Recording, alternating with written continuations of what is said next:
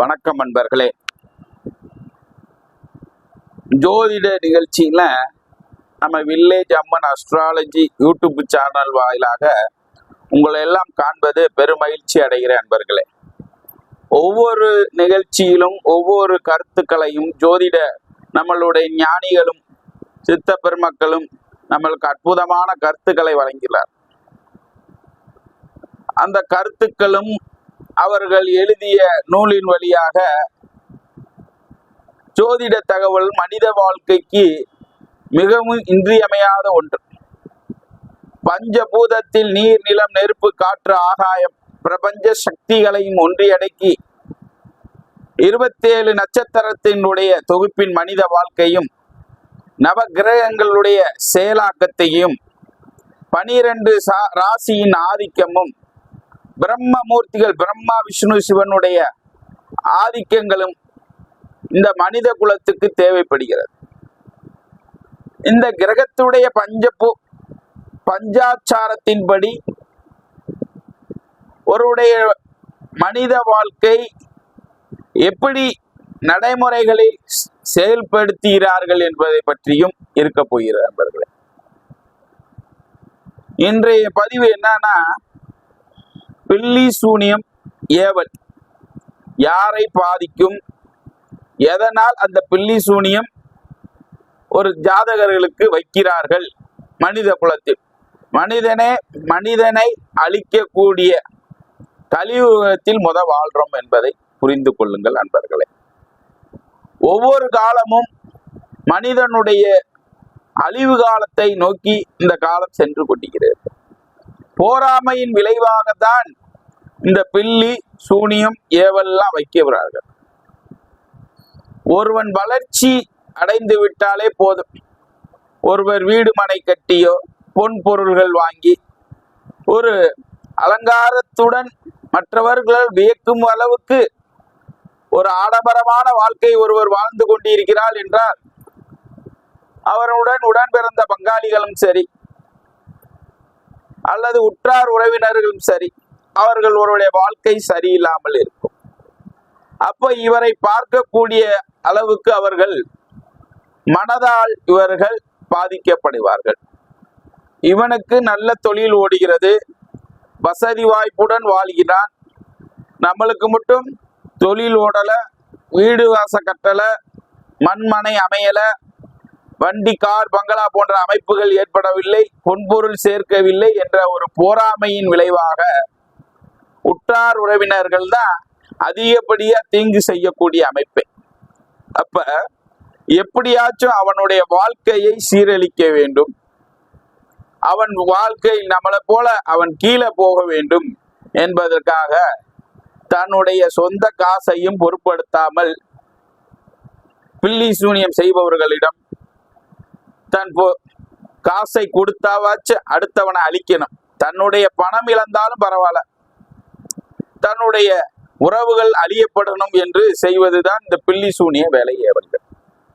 அப்ப இந்த ஜாதக ரீதியாக ஒரு மனிதனை கெடுக்க வேண்டும் என்பதற்கு ஒரே எண்ணம் படைத்தவர்களாக இருக்கக்கூடிய ஜாதக ரீதியாக சொல்ல வேணும்னா, 10ஆம் இடத்தில் சூரியன் இருக்க வேண்டும், லக்னத்திற்கு 10ஆம் இடத்தில் சூரியன் இருக்க பிறந்தவர், லக்னத்திற்கு 6ஆம் இடத்தில் செவ்வாய் இருக்க பிறந்தவர், லக்னத்திற்கு 12ஆம் இடத்தில் சனி இருக்க பிறந்தவர், 2ஆம் இடத்தில் ராகு இருக்க பிறந்தவர், மற்றவர்கள் மகிழ்ச்சியாக வாழ்வதையும் அவர்கள் பெரிதளவுக்கு வசதி வாய்ப்பு வாழ்வதையும் விரும்பாதவர்கள் இவர்கள் தன்னுடைய செலவில், சொந்த செலவில் கூட அடுத்தவருக்கு சூனியம் செய்து அவர்கள் வீழ்ச்சியை கண்டு கழிக்கக்கூடியவர்களாக இருப்பார்கள்.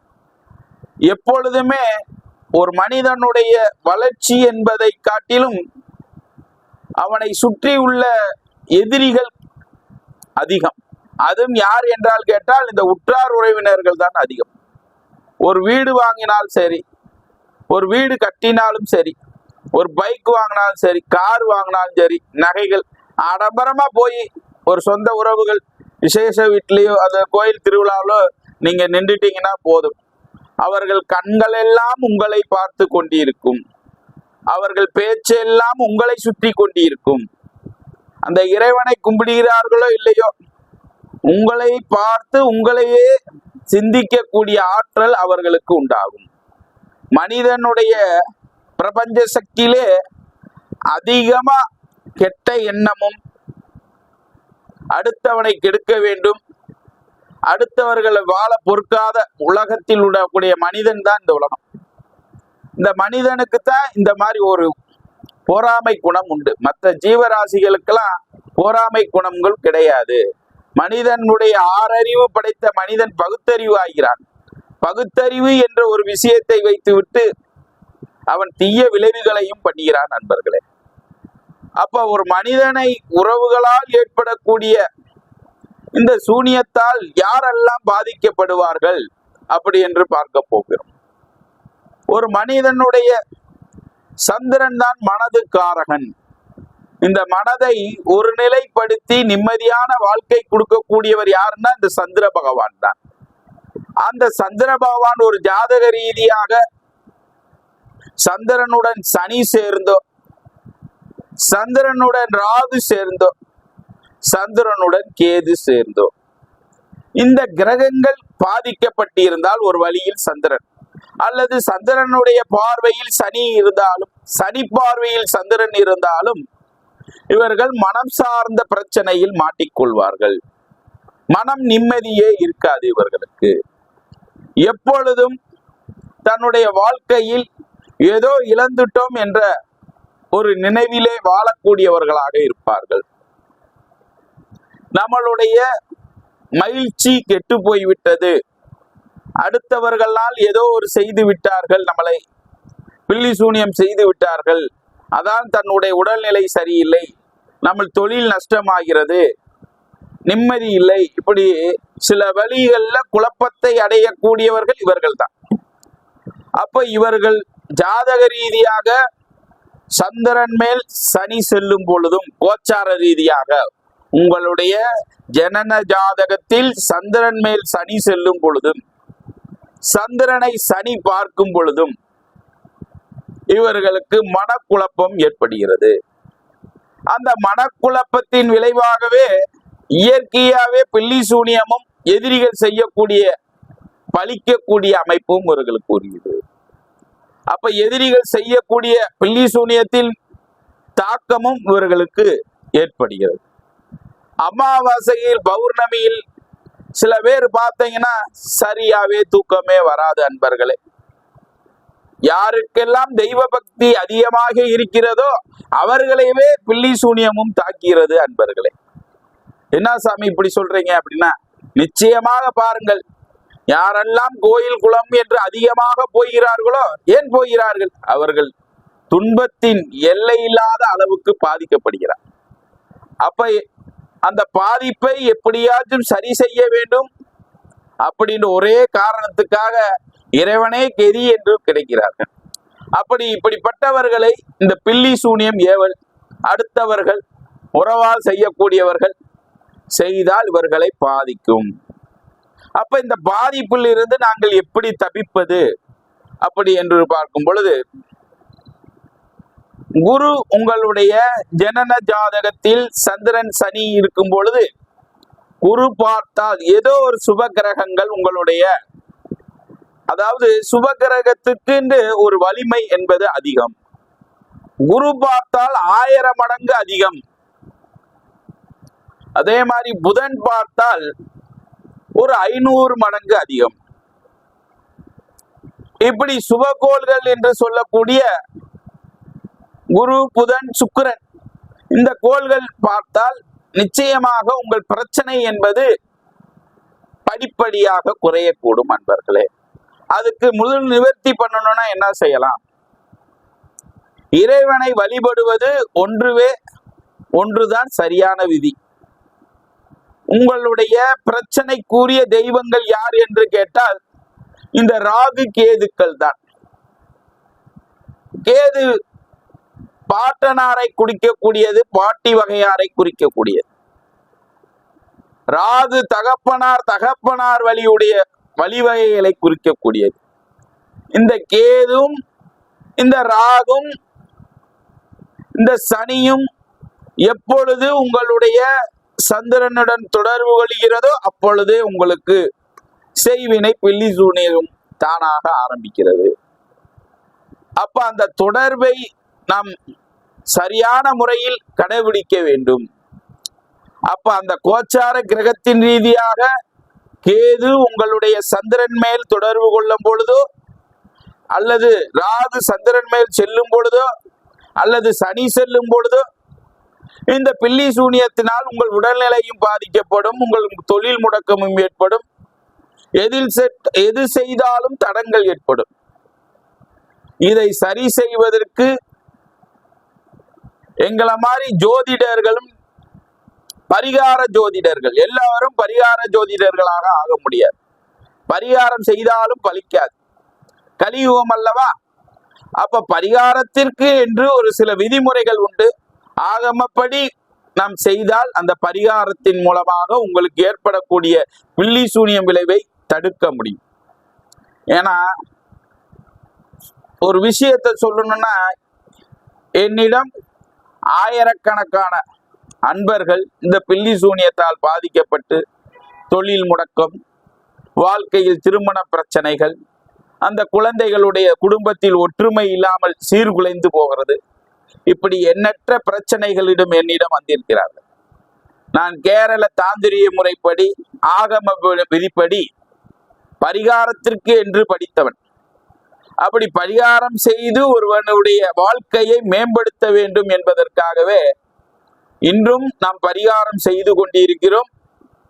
100% தீர்வு கொடுத்து கொண்டிருக்கிறோம் அன்பர்களே. அப்படி இந்த மாதிரி பிரச்சனை உள்ள அன்பர்கள் என்னை தொடர்பு கொள்ளலாம். உங்களுக்கு அந்த பிரச்சனை என்ன காரணத்தினால் ஏற்படுகிறது என்பதை பற்றி நீங்கள் தெரிந்து கொள்ளலாம். அதற்கான தீர்வும் வழங்கப்படும் அன்பர்களே.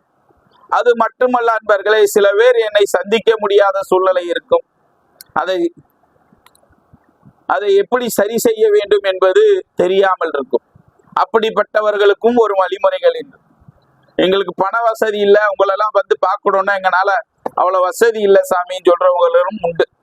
ஏழை பணக்காரன் என்பதற்கு ஜோதிடம் அல்ல, அனைவருக்கும் ஜோதிடம் தான் இது. அப்ப அவர்களுக்கும் ஒரு வழிமுறைகள் உண்டு. கேது என்று சொல்லக்கூடிய, அதாவது சில இடங்கள்ல பீடம் மட்டும் வச்சிருப்பாங்க. பீடம்னு சின்ன ஒரு கல்லு மட்டும் சுயம்பா வச்சிருப்பாங்க. அப்படி தலை இல்லாமல் இருக்கக்கூடிய தெய்வத்தை நீங்கள் பார்த்து, கேது உங்களுடைய ராசிக்கு தொடர்பு கொள்ளும் பொழுது நீங்கள் அங்க போய் வணங்கிட்டு வர வேண்டும். எப்படி வணங்கிட்டு வர வேண்டும்? பூசணிக்காயை வெட்டி அதில் இழுப்பெண்ணெய், நல்லெண்ணெய், விளக்கெண்ணெய், இழுப்பெண்ணெய், நல்லெண்ணெய், விளக்கெண்ணெய் வைத்து தீபம் ஏற்றி மனதார வேண்டிட்டு வாங்க. 9 வாரம் வேண்டிட்டு வாங்க. 9 வாரமும் வேண்டிட்டு வந்துட்டு 5 பௌர்ணமி உங்க குலதெய்வ கோயிலுக்கு போய் செதர் தேங்காய் உடைச்சிட்டு வாங்க. இப்படி பண்ணிட்டு வந்தீங்கன்னா அந்த செய்வினை தோஷம் மாறும். அது ராகு சம்பந்தப்படும், கேது சம்பந்தப்படும் போது.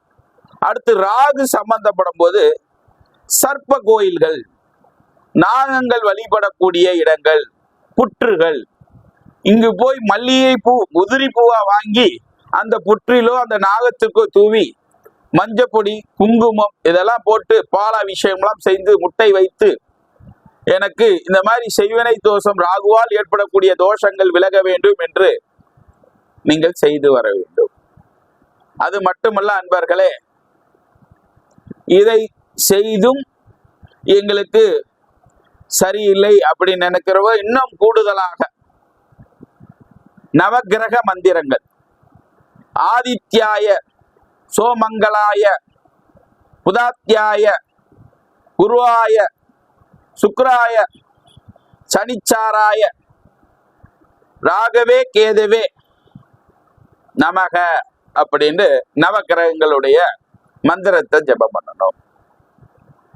எங்களுக்கு இந்த அளவுக்கு மனப்பாடம் பண்ண முடியலன்னா, சூரிய பகவானே, சந்திர பகவானே, செவ்வாய் பகவானே, புதன் பகவானே, குரு பகவானே, சுக்கிர பகவானே, சனீஸ்வர பகவானே, ராகு பகவானே, கேது பகவானே, எங்களுடைய வாழ்க்கையில் ஏற்படக்கூடிய சங்கடங்களை போக்கி எங்கள் வாழ்க்கையில் வளமாக வேண்டும் என்று சூரிய பகவானை